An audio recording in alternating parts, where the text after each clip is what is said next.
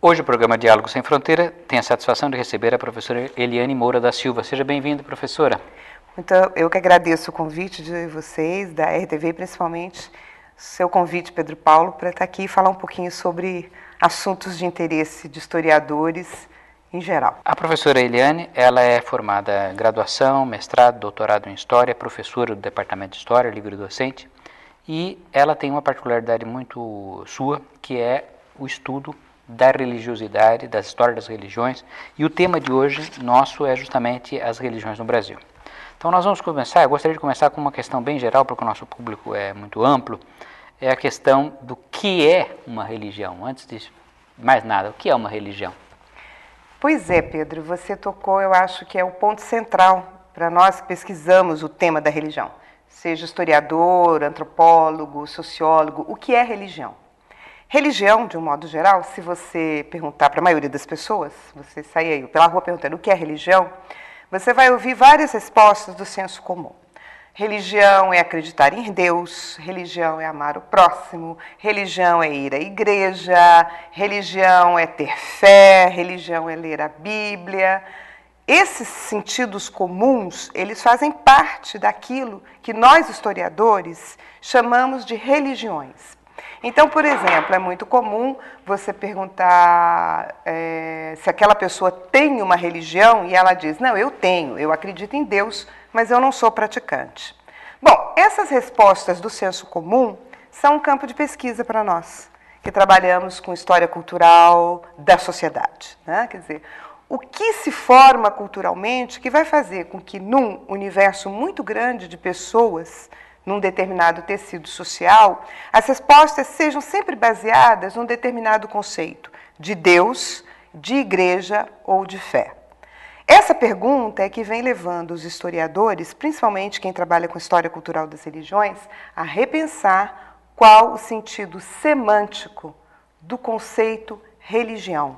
E qual o sentido semântico, por exemplo, da expressão religiosidades. Há uma diferença entre religião e religiosidade, Eliane?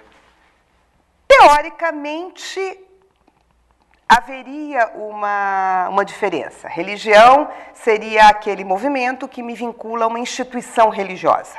Então, essa seria uma denominação religiosa específica. Uma determinada denominação ou uma determinada convicção religiosa. E religiosidade seria aquilo que eu sinto como experiência religiosa. Individual até. Individual, singular, e que é de difícil tradução para o coletivo. Hoje em dia, essas duas definições, tanto de religiões como de religiosidades, vêm sendo repensadas por quem pesquisa a história das religiões. Principalmente a partir da influência da chamada Escola Italiana de História das Religiões. Se você pegar, por exemplo, uma vertente muito forte aqui no Brasil dos estudos de religião em geral e da história das religiões em particular, você vai encontrar uma presença muito forte daquilo que a gente chama de fenomenologia religiosa. E o que é isso, fenomenologia? Fenomenologia religiosa é uma escola de pensamento da área de ciências humanas fortemente conectada com a teologia do século XIX, que teve vários pensadores para o final do XIX e para o início do século XX que pensaram diferentes maneiras de estudar religiões. Pensaram essas diferentes maneiras de estudar religiões através da crença intelectual de que a religião é um fenômeno universal. É um fenômeno universal e é um fenômeno que você encontra desde os primeiros povos das cavernas. Então, você entrou numa caverna no Paleolítico e encontrou um corpo no chão com umas florezinhas em volta, então ali eu já tenho uma experiência de religião. É justamente uma das definições que se deu para o homem, o ser humano, que surgiu mais ou menos nessa época com essa nossa espécie, é aquele que justamente tem uma percepção religiosa, Exatamente. Seja no enterramento, seja numa pintura rupestre. Mural. E no século XIX, o que a fenomenologia religiosa realizava? Então, você tem Van der Loy, você tem Rudolf Otto, e o mais importante deles, cuja influência aqui no Brasil é muito marcante, que é o romeno Mircea Eliade, né? Ora, se eu encontro isso, então eu imediatamente tenho uma afinidade religiosa com esse ser que habitou essa caverna nos tempos paleolíticos. E aí eu começo a definir da seguinte maneira: ora, se ele está enterrado nessa posição e tem essas florezinhas e com suas armas do lado, isso significa que esse grupo acreditava na vida após a morte. Acreditava que depois da morte essa alma viajaria para os campos de caças. E a partir daí se estabelecia toda uma hierarquia de fenômenos religiosos. Animismo, pré-animismo, politeísmo, como que são maneiras de classificar as maneiras como as pessoas creem. Exatamente. Bom, essas tentativas, portanto, no campo da fenomenologia religiosa, que frequentemente encontravam dificuldade em lidar com o termo religião, né, porque o termo religião é um termo que ele é construído, significado e ressignificado no âmbito da cristianização do mundo. Então, ele é um termo latino, religare, cuja base latina não significava religar a Deus, mas muito pelo contrário, diz respeito a um conjunto de regras que o cidadão deveria manter com relação à sua polis, regras essas morais, com seus pais, com sua família e com os deuses da sua cidade. E é no contexto da latinização do mundo antigo, né, principalmente durante o período helenístico, sob a influência do cristianismo, que o conceito de religare começa a adquirir a definição semântica de religar a Deus. Ora, esse é um conceito que não vale para todas as formas religiosas. Há outras que escapam dessa definição, que é muito cristã e muito ocidental. Judaico-cristã, porque para ela funcionar como definição, eu preciso ter a doutrina da queda. Então, eu preciso ter uma doutrina que me explique o momento em que eu me desligo de Deus, né? Bom, nesse momento, principalmente no final do XIX e início do século XX, começa a surgir como uma categoria explicativa, que seria mais ampla do que religião, a palavra sagrado. Então, o sagrado seria sagrado e profano, como um par que se opõe, mas que dá conta de explicar essa relação do homem com esse conjunto de divindades. Ele começa a funcionar como um termo explicativo no campo da fenomenologia religiosa. Aqui no Brasil, os estudos de religião começam fortemente confessionais. Confessionais, quer dizer, dentro de igrejas concretas. De instituições confessionais. Seminários teológicos, né? Ao contrário do que vai acontecer nos Estados Unidos e em algumas universidades europeias e em algumas universidades americanas, né? Onde essa separação com a laicidade vai se dando de maneira diferente. Aqui no Brasil, de um modo geral, a história das religiões ela vai adquirindo essa dimensão institucional e confessional. Então, você falar em história das religiões... Por exemplo, a história dentro do metodismo, catolicismo... Significa você descrever uma história religiosa. E o Mircea Eliade, como ele morou muitos anos em Portugal e ele tem boa parte da obra dele traduzida para o português, ele acaba sendo uma influência muito grande na historiografia brasileira, né? Então, quando se fala em história das religiões, Mircea Eliade entra como um referencial teórico que explica as religiões e explica a partir de um par maior de conceitos teóricos que a gente chama de sagrado e profano.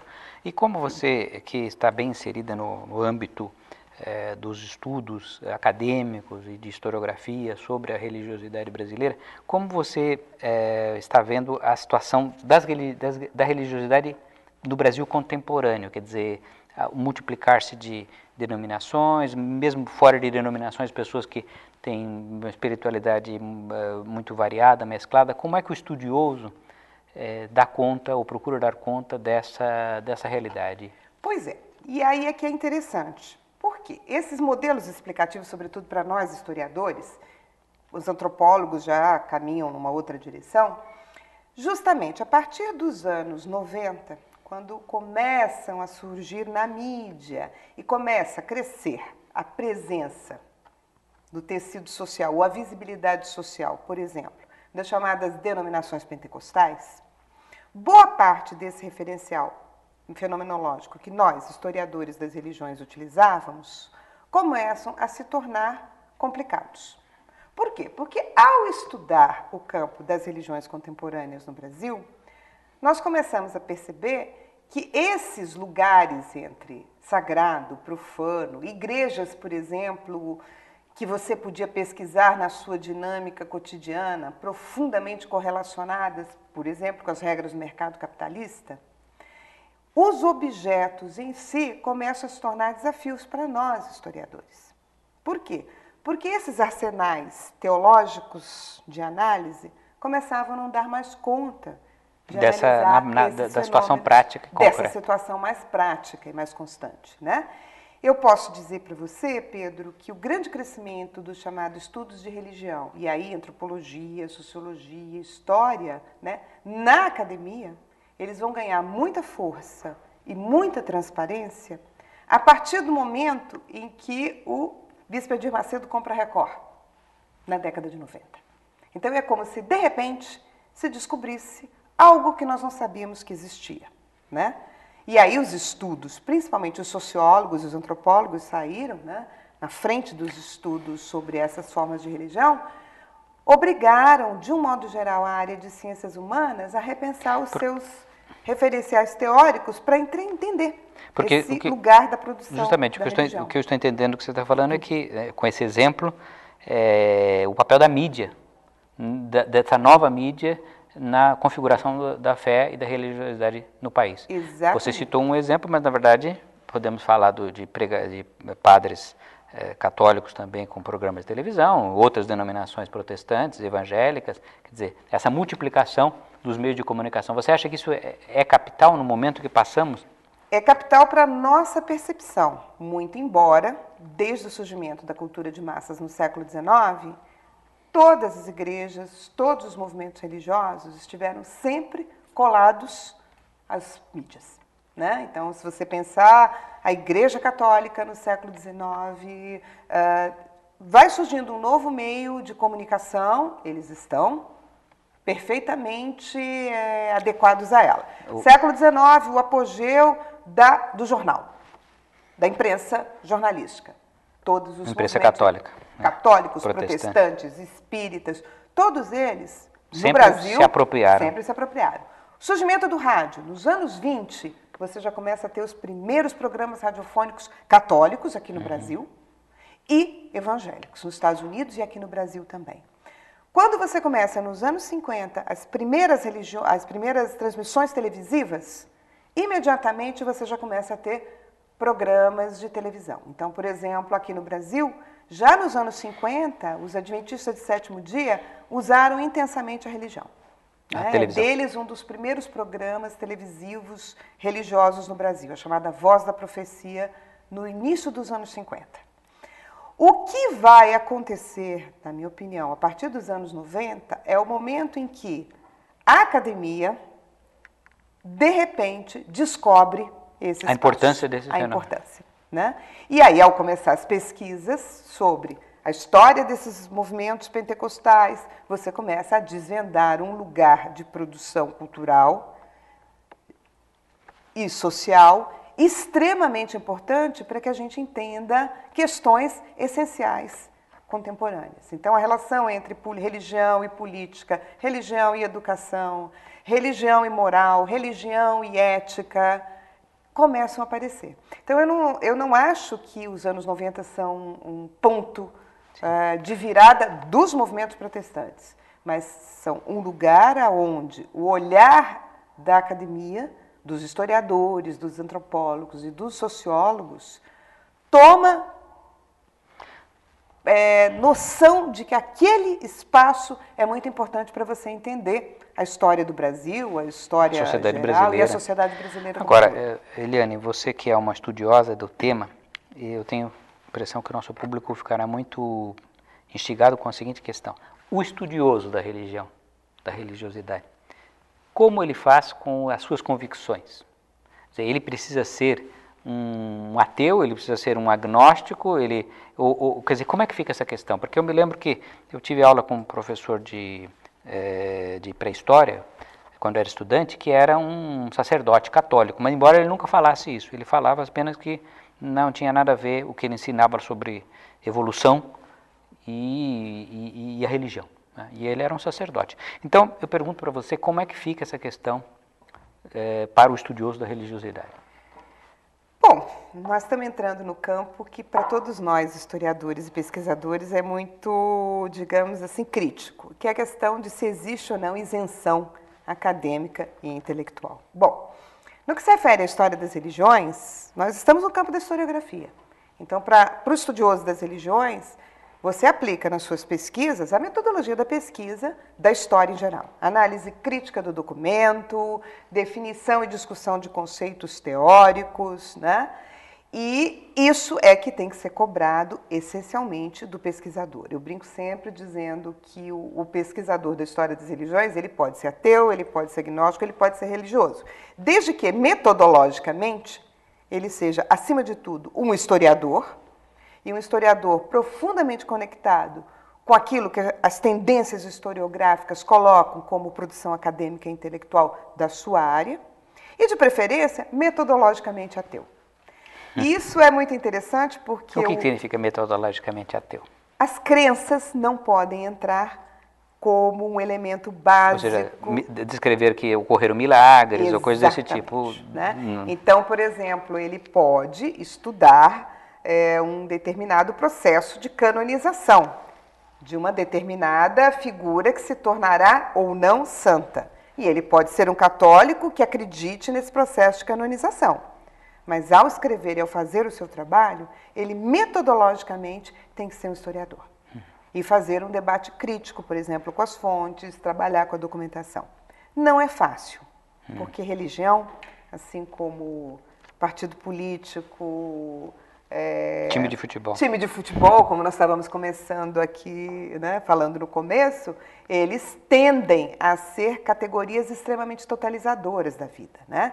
A religião, por exemplo, a religião cristã, ela a sociedade ocidental, ela se inventa, sobretudo nos últimos 500 anos, como civilização, cultura e religião, né? Quer dizer, você olhar os paradigmas essenciais da Constituição ao longo dos séculos XVI, XVII, XVIII e mesmo XIX e XX, né? Da definição de civilização, mesmo quando você discute a laicização das sociedades, ele parte do pressuposto de que há quase uma confluência entre civilização, cultura e cristianização.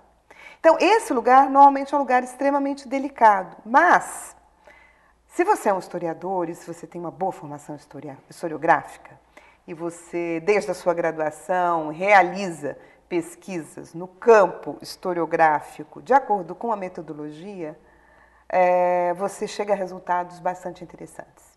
Então, eu já tive casos de orientandos meus que não deram conta disso, porque as crenças religiosas se sobrepuseram à crítica, mas isso faz parte dos trabalhos de pesquisa em qualquer área, né, do conhecimento, como eu já tive excelentes teses de mestrado, doutorados, feitas por alunos, pós-graduandos, com convicções religiosas e que, ao ler o seu trabalho, você sequer consegue identificar essas crenças religiosas, né?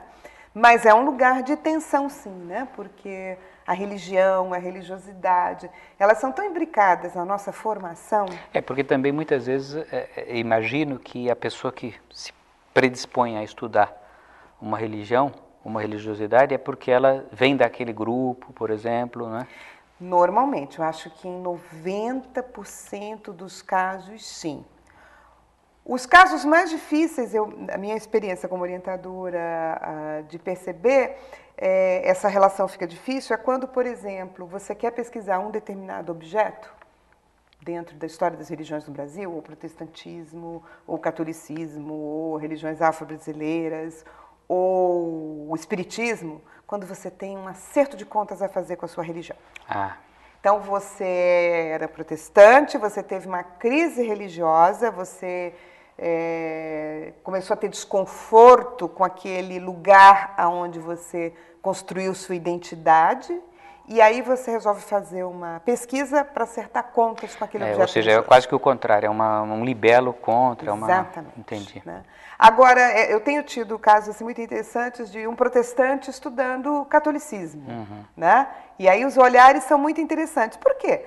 Porque no final, se você trabalha como historiador, o que interessa é que o seu trabalho contribua para a compreensão da construção das alteridades.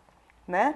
E como a religião em si, ela é um lugar de produção identitária que vai estar vinculada a gênero, a etnia, a classe social, quer dizer, é possível sim você estabelecer um diálogo intelectual extremamente enriquecedor, apesar das suas convicções religiosas.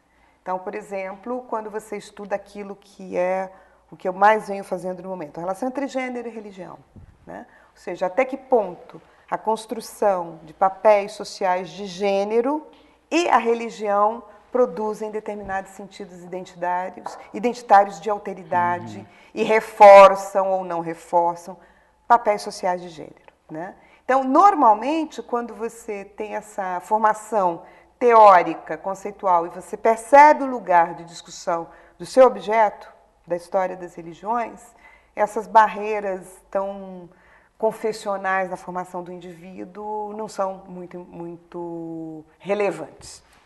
Olha, professora Eliane, nós ficamos encantados com a sua apresentação. Tenho certeza que o nosso público vai olhar a própria religiosidade com outra visão a partir da sua apresentação aqui. Eu queria agradecer muitíssimo ter tido essa oportunidade de tê-la hoje no programa.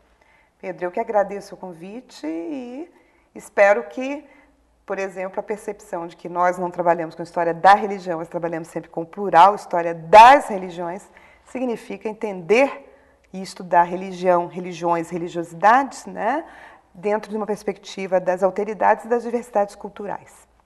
Muito obrigado, professora. E eu convido a todos para o próximo programa Diálogos Sem Fronteira.